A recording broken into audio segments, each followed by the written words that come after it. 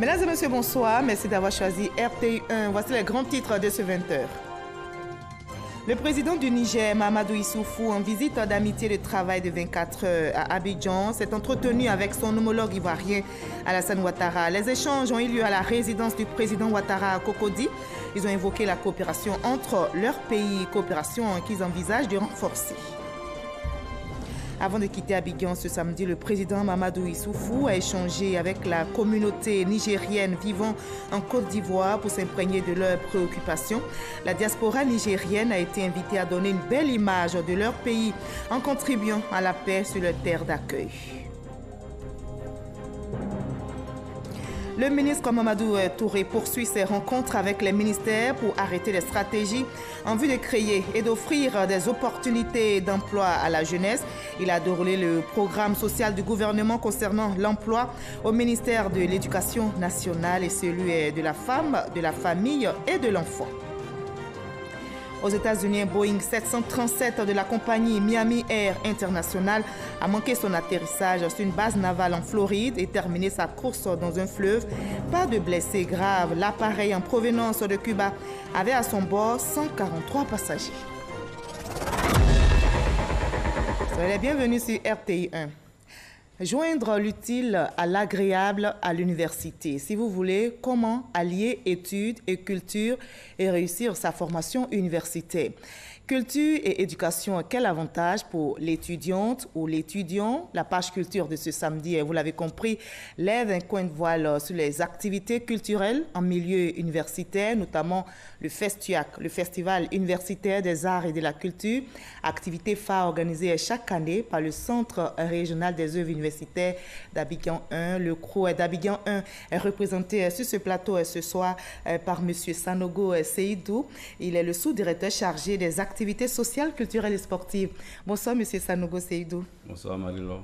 Alors, en organisant le FESTUAC depuis des années, précisément depuis 2005, cela fait 14 ans maintenant.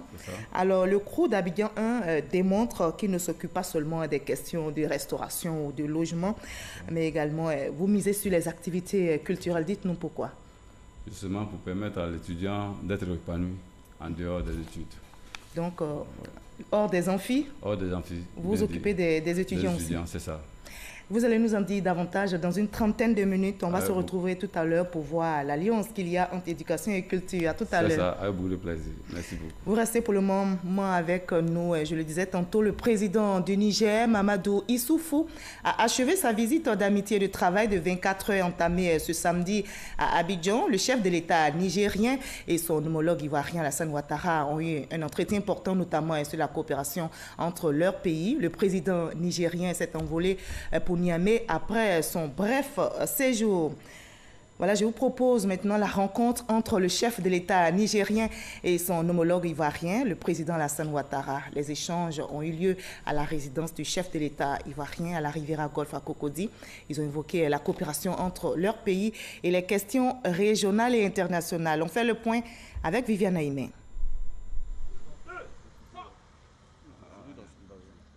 C'est à sa résidence de la Riviera Golf à Cocody que le président de la République, Alassane Ouattara, a choisi de recevoir son hôte, le président du Niger, Mahamadou Issoufou, en visite d'amitié et de travail ce samedi 4 mai à Abidjan. Les deux chefs d'État se vouent une estime réciproque et partagent en commun une vision progressiste des grands défis sur le continent africain, désignés l'un et l'autre par l'Union africaine comme champions pour conduire la mise en œuvre des grandes initiatives de l'organisation panafricaine. Ainsi, le président Mahamadou Issoufou est le champion pour la zone de libre-échange continentale et le président Alassane Ouattara est le champion pour le suivi de la mise en œuvre de l'agenda 2063 de l'Union africaine. Ajoutez à cela, les deux chefs d'État ivoiriens et nigériens sont aussi membres de la Task Force, qui est le pool des chefs d'État devant conduire la création de la monnaie unique africaine. C'est dire leur engagement et leur implication personnelle pour faire avancer le continent africain. Les échanges qu'ils ont eus ce samedi à Abidjan ont porté sur ces différentes questions d'intérêt commun, sans oublier la question de la lutte contre le terrorisme dans la région ouest africaine, devenue une urgence. Les deux chefs d'État ont par ailleurs décidé de renforcer l'axe Abidjan-Niamey. Je me réjouis de cette visite qui vient renforcer les excellentes relations d'amitié et de fraternité qui existent entre la Côte d'Ivoire et le Niger depuis l'époque de nos premiers présidents, le président Amani Diori et le président Félix Houphouët-Boigny. Je voudrais profiter de votre présence à Abidjan pour me féliciter de l'exemplarité des relations de coopération qui unissent nos deux pays ainsi que du comportement remarquable, et je tiens à le souligner, de la communauté nigérienne en Côte d'Ivoire, tout comme son importante contribution à l'essor économique de la Côte d'Ivoire. Monsieur le Président, chers frères, nous venons d'avoir un entretien très fructueux au cours duquel nous avons réaffirmé notre volonté de renforcer davantage les relations entre nos deux pays. En effet, en dépit des importantes potentialités qu'offrent nos deux pays, le volume des échanges demeure très faible et cela, nous l'avons déploré. Nous nous sommes donc accordés sur la nécessité de dynamiser ces échanges à travers l'identification de secteurs d'échanges prioritaires, tels que l'agriculture, l'élevage, le transport, ainsi que la promotion des investissements dans nos deux pays. À cet égard, nous invitons le gouvernement et la population nigérienne à s'approprier le port autonome d'Abidjan et le port sec de Késédougou, dont les travaux débuteront très prochainement afin de bénéficier de leurs extraordinaires atouts. Enfin, nous avons décidé du renforcement de la coopération sécuritaire, notamment la lutte contre le terrorisme et la grande criminalité, et nous avons souhaité bénéficier de votre expérience et de la réussite de votre stratégie en la matière. La Côte d'Ivoire apportera son soutien à travers le déploiement en septembre 2019 d'un bataillon de 650 soldats au Mali, dans le cadre de la MINUSMA. Nous continuerons également de plaider pour un engagement plus fort des Nations Unies à travers une résolution sous chapitre 7 pour les interventions de la MINUSMA.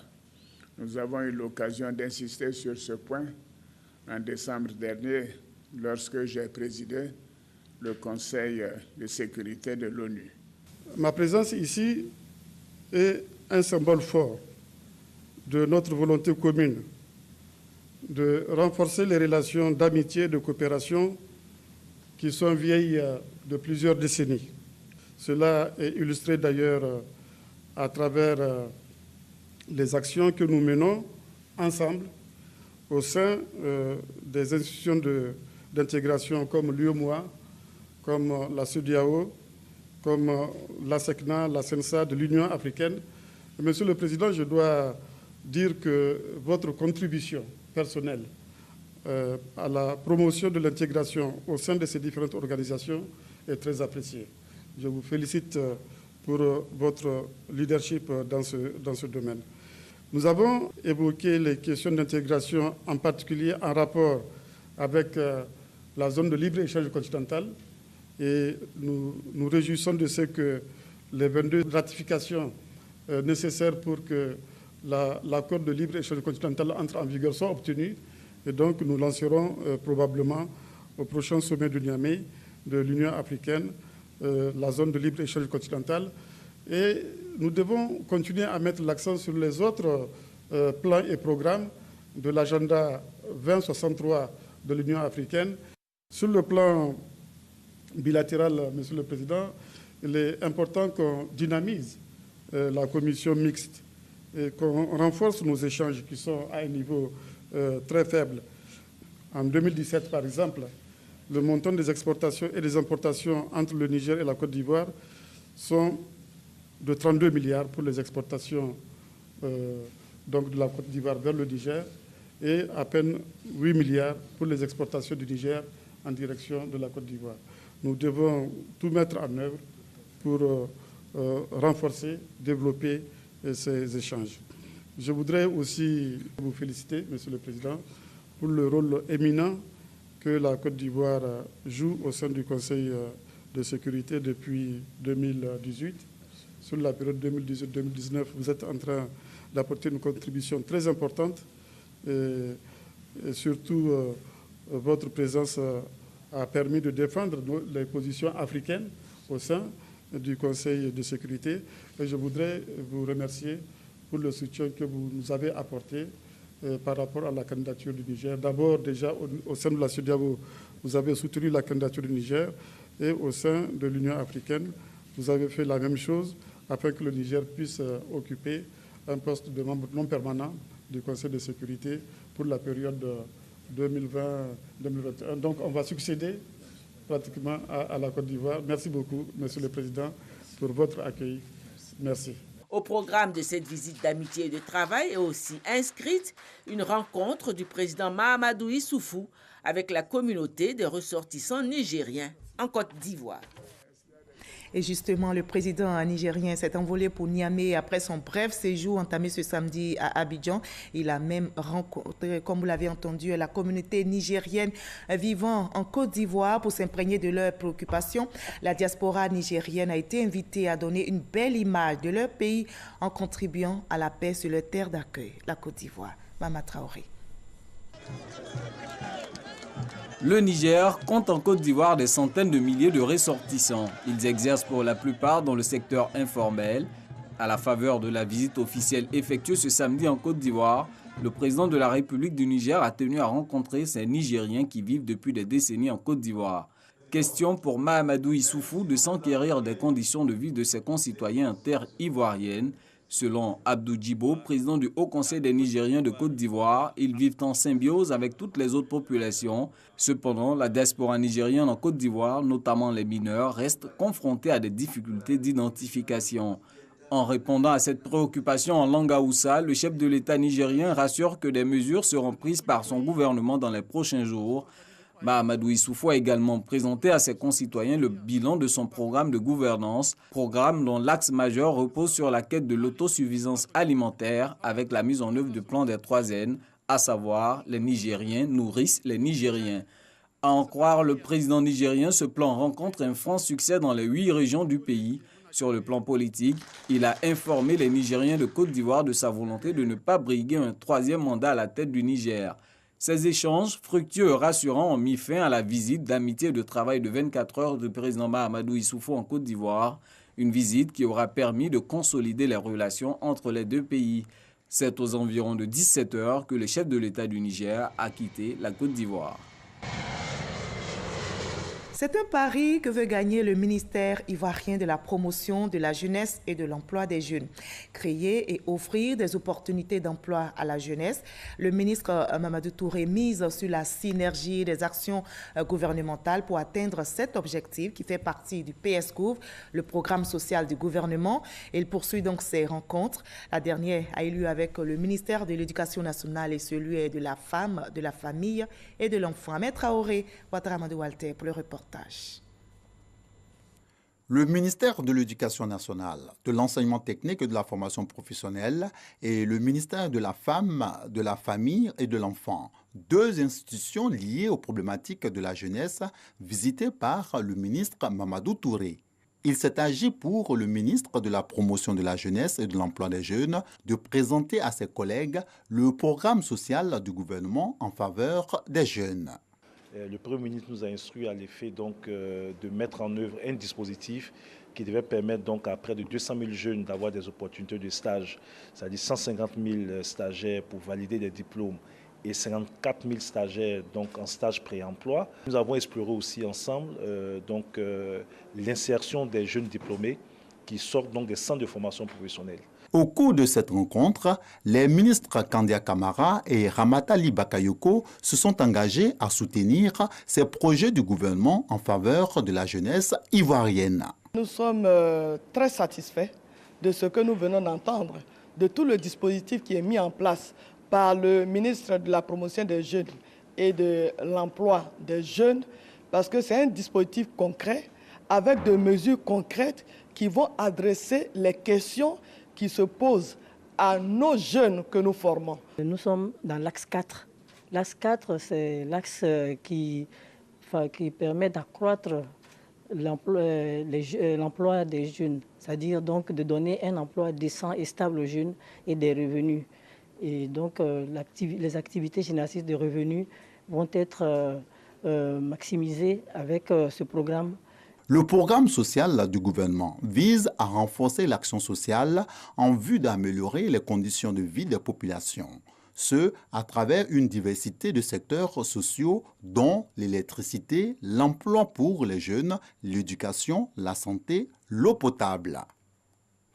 Nous prenons la direction de Sikensi où les populations symbiosent avec les cadres de la région ont rendu hommage au président de la République pour ses actions de développement dans leur localité et dans l'Agnébitiassa précisément. Des membres du gouvernement et le président de l'Assemblée nationale y ont pris part. Mamadou Kwasi.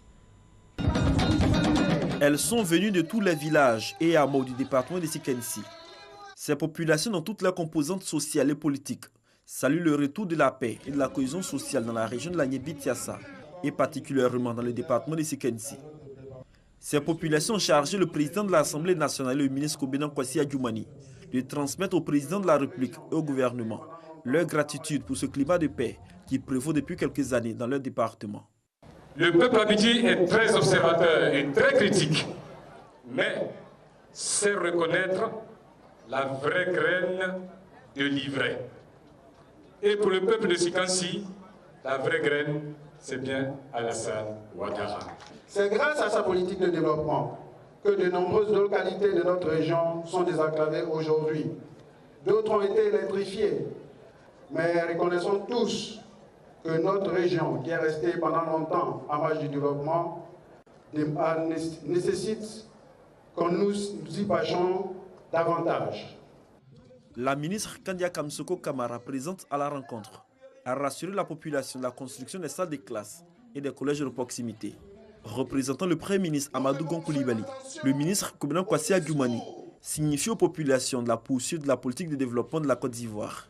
Mais déjà, il invite les populations et surtout la chefferie traditionnelle à soutenir les efforts de paix entrepris par le président de la République, Alassane Ouattara. Nous devons renforcer nos liens, rester ensemble et soudés derrière cet objectif majeur qui nous concerne tous, le développement de notre pays. Nous devons faire attention aux discours qui divisent les Ivoiriens. Invité spécial de cette journée de reconnaissance et d'hommage au président de la République, le président de l'Assemblée nationale, Amadou Soumarou, exhorte les fils et filles de Sikensi à promouvoir le vivre ensemble et à renforcer davantage la cohésion sociale. Le président Alassane Ouattara rêve d'une Côte d'Ivoire unie au-delà de notre diversité, mais surtout du vivre ensemble où toutes les populations ivoiriennes d'abord pensent qu'ils sont ivoiriens avant d'être bégués, avant d'être baoulés, avant d'être abidji. Message bien compris par ces populations. Population mobilisée à accompagner le président de la République, Alassane Ouattara, dans sa vision d'une Côte d'Ivoire unie, prospère et rassemblée autour des valeurs de paix.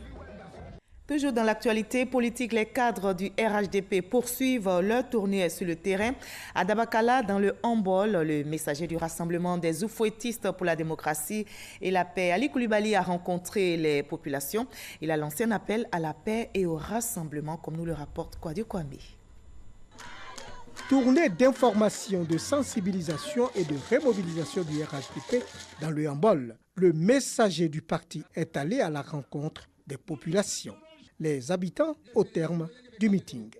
On va vous dire, j'ai terminé une mosquée, on va vous dire, j'ai pris un équipement de forage pour attirer le monde vers moi, alors que nous sommes là, à Dabakala, et je vais vous donner quelques chiffres.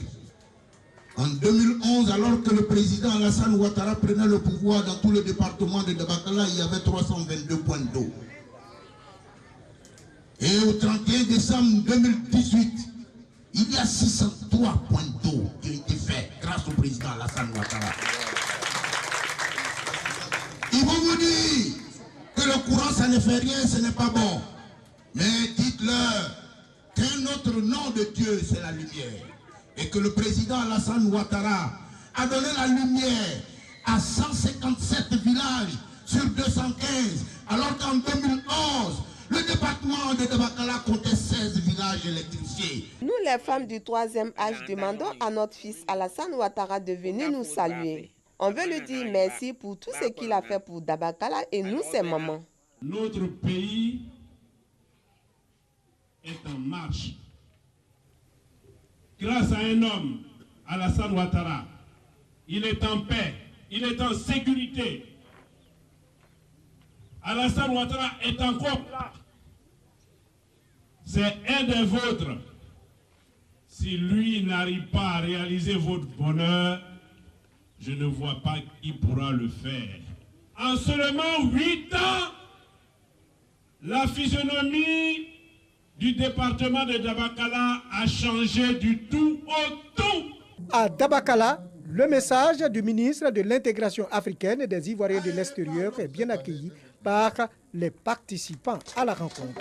Une région que sillonnent des hommes politiques.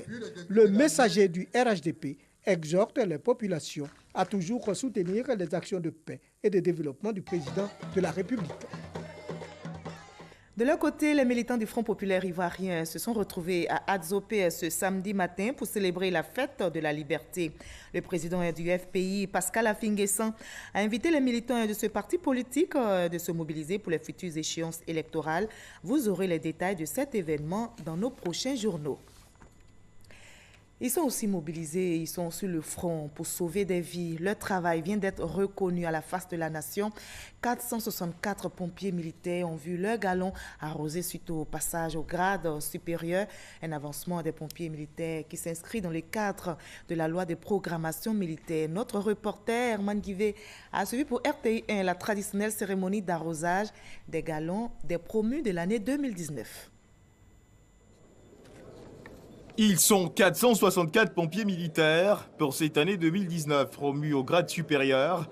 Et pour traduire en symbole cette promotion, l'arrosage de leur galon par le général de brigade, Kwame Ndri-Julien, chef d'état-major général des armées adjoints. Des promus félicités pour leur engagement au travail par le colonel Issa Sako, commandant du groupement des sapeurs-pompiers militaires. La session au grade supérieur est, il est vrai, le fruit d'un travail personnel. Mais il est aussi et surtout la volonté du chef.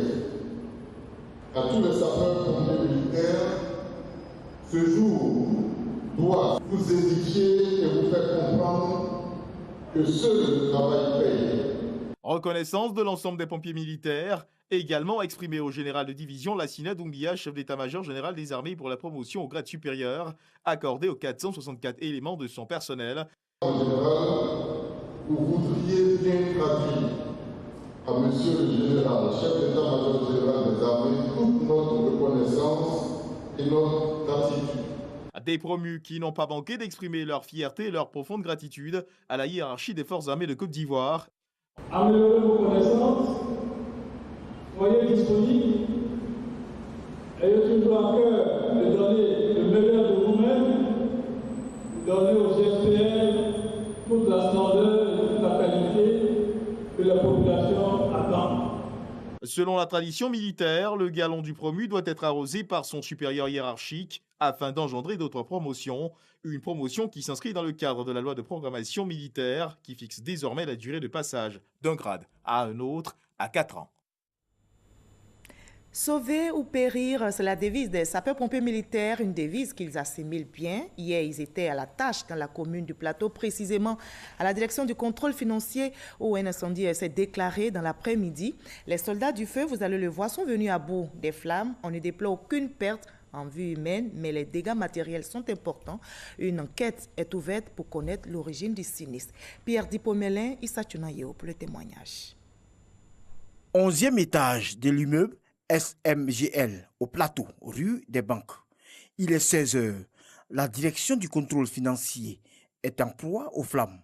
Le feu est bientôt au 12e étage. On a senti la fumée Et les brûlettes sont des villes comme ça tombées sur nos bâches. Comme nous sommes au premier, et c'est là que nous sommes sortis de l'immeuble. Et de dehors, on a constaté qu'au 11e, il y avait le feu. Pas de perte en vie humaine. On note cependant d'importants dégâts. Les soldats du feu, alertés, sont arrivés à bout des flammes, non sans difficulté. Dans ce bâtiment, les colonnes sèches qui permettent de procéder à l'extinction ne fonctionnent pas. Non seulement ça, et deuxièmement, le désenfumage ne fonctionne pas. Donc l'escalier pour accéder au lieu du sinistre est enfumé. Donc on était obligé de fonctionner en mode dégradé. Nous avons établi des grosses lances par l'extérieur du bâtiment jusqu'au 10e étage et commencé un établissement du 10e pour attaquer la base du feu au 11e étage. L'origine de l'incendie est encore inconnue. L'enquête ouverte par les services de la police permettra de trouver des explications. La Côte d'Ivoire, malheureusement, vient de perdre l'un de ses fils, professeur Lemassou Fofana, a quitté le monde des vivants dans la nuit de vendredi à samedi des suites d'une maladie. Professeur Lemassou Fofana était cadre du RHDP, PCA de l'Autorité de régulation des télécommunications. Il était archéologue et islamologue, spécialiste du Moyen-Âge africain. Sa disparition est une grande perte pour sa famille politique et biologique. Autre mauvaise nouvelle, un autre grand homme de la Côte d'Ivoire s'en est allé, Maurice Serignoleba. Ça a été le 1er mai, jour de la fête du travail. Il a été ministre dans plusieurs gouvernements en Côte d'Ivoire. Notez qu'il a été également président du Conseil économique et social. Sidonie Davila. Serignoleba, collaborateur de feu Félix Houphouët-Boigny, a tiré sa révérence ce 1er mai, dans sa 84e année. Hospitalisé depuis plus d'1 mois à la suite d'un malaise. L'image que j'ai de mon père, c'est une grande exigence morale. Un homme au cœur ouvert, toujours prêt pour nous, toujours prêt à nous aider, toujours prêt à nous entendre et nous écouter, mais qui exigeait de nous que nous ayons la capacité de pouvoir expliquer les choses, de dire les choses telles qu'elles sont. Grand commis de l'État, Maurice Serignoleba a occupé plusieurs postes. Pour avoir été le premier trésorier payeur général, on le surnommait l'argentier de l'État. Il avait 24 ans quand le président Houphouët lui demande d'accepter le poste de trésorier payeur qui, en principe, exigeait un âge minimum de 40 ans. Il n'avait pas l'âge et le président de la République a dit mais il a 40, vous avez 40. Vous avez 40 ans. Le collaborateur émérite de feu Félix Houphouët-Boigny a également été ministre du Plan et du Développement, ministre du Commerce, ministre d'État, avant d'être à la présidence du Conseil économique et social, aujourd'hui Conseil économique, social, environnemental et culturel, CESEC. Et je peux dire qu'il avait une vision pour l'institution déjà. Faire en sorte que cette institution soit mieux connue que par le passé et que le social y ait sa place. Et sur le plan international, c'est un monsieur, n'est-ce pas, qui était animé d'une grande probité intellectuelle. Sportif et athlète de renom, il fut le tout premier président de la Fédération ivoirienne d'athlétisme. Depuis l'annonce de son décès, sa maison ne désemplit pas. Parents, amis et connaissances ne cessent d'apporter soutien et réconfort à la famille éplorée. Sa famille politique, le PDCI RDA, est également présente. Nous sommes sous le coup du choc. Malgré l'âge, Maurice Serignoleba était un grand militant du PDCI RDA. C'était un coup dur pour le PDCI. Nous sommes un parti ancien. Nous avons besoin de nos anciens. Car une famille qui n'a pas d'anciens, c'est une famille qui n'a pas d'avenir. Nous allons faire le point au président Arikona Bédié et qui présente aussi ses condoléances. Natif de Bébouo-Sibouo, dans la cité des Antilopes, Maurice Serignoleba est né le 11 juin 1935. Il devait souffler le 11 juin prochain sa 84e bougie. Voilà, ainsi va la vie avec ses peines et ses joies. Je vous propose de tourner maintenant cette page sombre de ce 20h en parlant maintenant culture.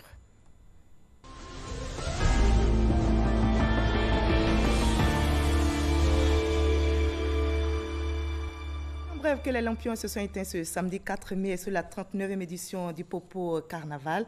Le vice-président ivoirien Daniel Kablan-Duncan a pris part à cet événement qui prône la culture abourée. On en reparlera dans nos prochains journaux.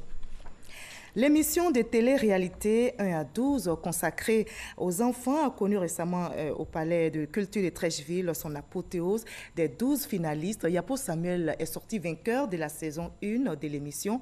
La ministre Anne-Désirée Oloto, marraine de l'événement, a encouragé cette approche qui favorise le développement personnel de l'enfant. Christelle Bédéja Sèche-Colia.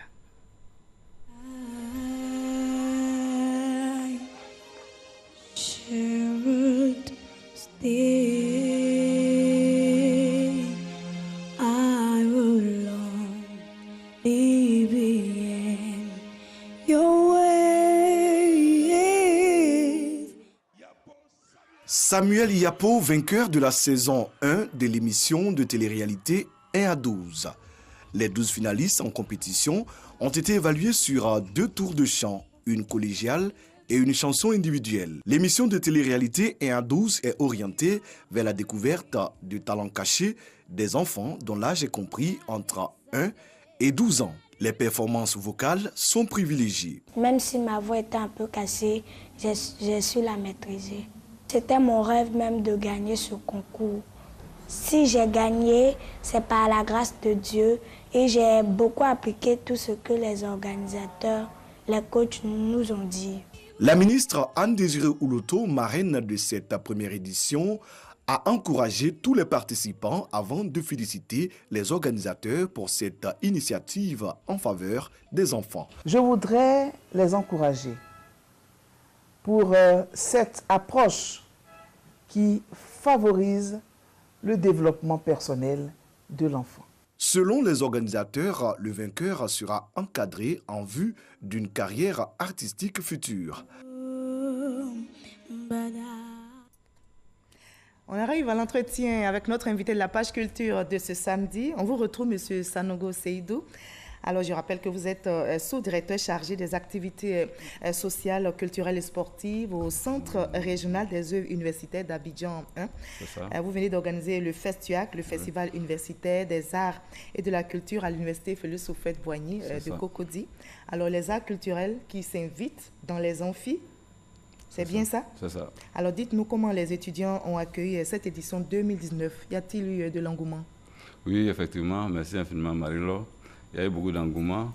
C'est avec un grand enthousiasme que les étudiants ont accueilli toutes les manifestations qui ont eu lieu du 11 au 12 au 13 avril dernier.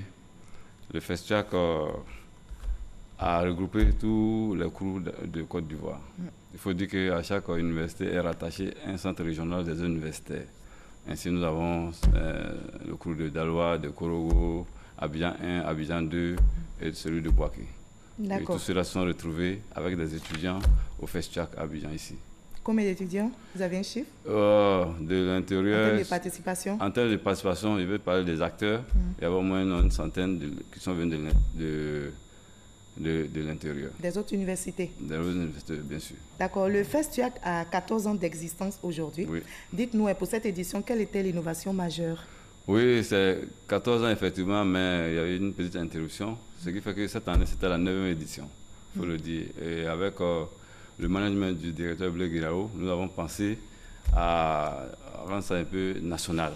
Ce qui fait qu'on a invité toutes les autres universités de l'intérieur à Abidjan ici. D'accord. Alors, la danse, le théâtre, les arts plastiques, il y a même eu un concours Miss Campus qui font partie des activités du FESTUAC. Alors, comment les étudiants, dites-nous, se préparent-ils tout le long de l'année pour prendre part à toutes ces activités? Parce qu'il ne faut pas oublier qu'ils doivent étudier. C'est ça. Oui, ils doivent étudier, c'est vrai. Le programme des études s'impose aux étudiants. Mais à côté de cela, l'aspect social est géré par les centres régionaux des universités. Et c'est ce que nous faisons. Nous avons en notre sein un CUAC, un comité universitaire de l'action culturelle qui regroupe, n'est-ce pas, un certain nombre de clubs culturels d'où s'expriment tous les étudiants. 17 clubs, oui, merci beaucoup. 17 clubs culturels dans lesquels s'expriment tous les étudiants, en dehors des amphis, bien sûr. Comment vous les récupérez Après, oui. Comment est-ce que leurs emplois du temps sont gérés? C'est ce que je veux savoir. Les emplois du temps, c'est simple, c'est ce que j'ai dit. Le programme académique s'impose à l'étudiant. Mais lorsqu'il sort des amphis, il y a un aspect social qui est géré par le centre régional des universités. Et alors, c'est à partir de là que nous les accueillons et nous leur proposons des activités à faire. Des activités culturelles, mais aussi sportives. Oui, et puis sportives aussi. D'accord. Oui. Alors, quels sont les impacts de toutes ces activités culturelles, sportives sur les étudiants? Ou si vous voulez, comment la culture, le sport à l'université peut contribuer à la réussite de l'étudiant? Bon, l'impact, déjà, il y a deux aspects. Déjà, sur place, on peut dire qu'il y a un épanouissement. On peut dire que l'étudiant arrive à se distraire en dehors des études. Maintenant, le deuxième volet, c'est qu'à partir de là, l'étudiant peut s'appuyer sur les éléments que nous lui proposons pour en faire une profession. Et nous avons des exemples à ce niveau. Quels sont les exemples? Par exemple, je crois qu'il y a le directeur Didier Bléou, qui est directeur de RTI3, qui est en train de. Il y a Galawal qui est passé par là. Il y a Kadim aussi qui est passé par là. Quelles sont les activités qu'ils ont menées étant à l'université? Étant à l'université, ils étaient des étudiants, bien entendu, mais Kadim, par exemple, était à l'OUA, orchestre de l'université d'Abidjan. Et il y a Galawal aussi qui faisait de l'humour. Aujourd'hui, je crois qu'il est aujourd'hui un grand humoriste. Un grand humoriste, oui, bien sûr. Voilà. D'accord. Alors, est-ce qu'il n'y a pas de risque que les étudiants puissent privilégier les activités culturelles au détriment de leurs études? Bon, Dieu merci, après 13 ans d'études, je pense que l'étudiant a conscience de ce qu'il a à faire, de ce qu'il veut devenir demain.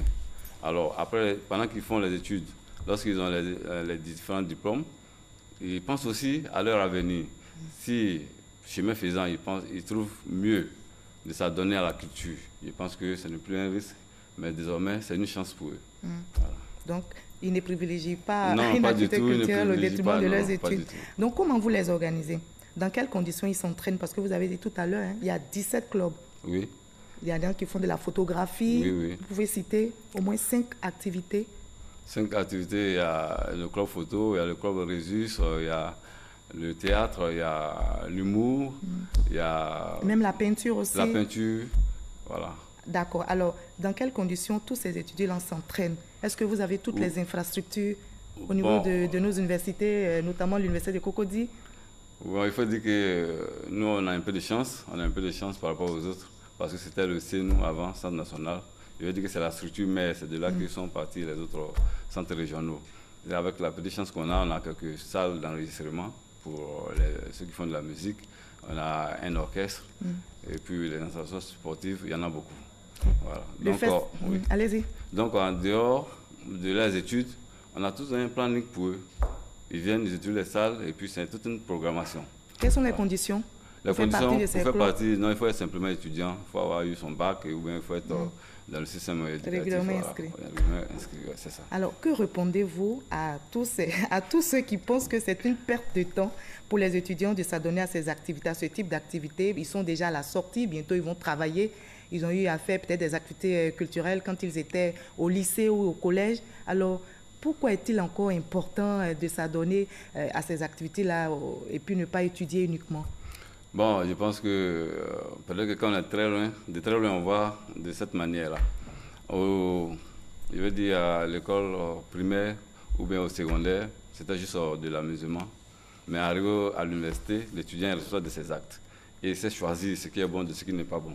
À partir de là, lorsqu'on lui dit voilà la culture ou bien voilà le sport, il faut t'adonner. Il n'y a pas de souci. Il regarde en fonction de ses aptitudes et de son temps libre. Il arrive à s'insérer dans ce que nous proposons comme programme. Et c'est pourquoi le festival va continuer l'année prochaine? Oui, c'est pourquoi le festival va continuer. La 10e édition?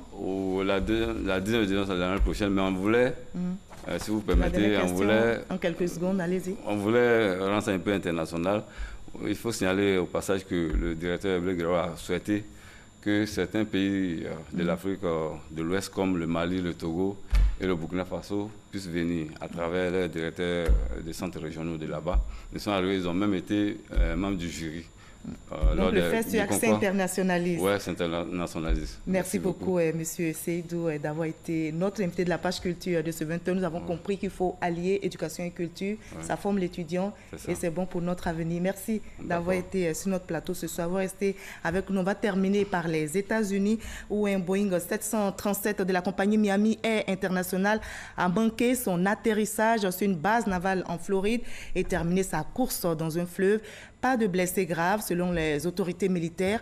L'appareil en provenance de la base américaine de Guantanamo à Cuba avait à son bord 143 passagers, dont 7 membres d'équipage. Tous ont été évacués de l'appareil et pris en charge par les services de secours. Vous l'avez compris, ce journal est terminé. Il a été supervisé par Michel Mambo et réalisé par Herbeck. Merci à toute l'équipe technique, surtout à vous de nous avoir suivis. À 23h, retrouvez Kolo Klubali. Demain, 13h, Hamza Diaby. Moi, je vous retrouve avec le même plaisir demain à 20h. Très belle soirée.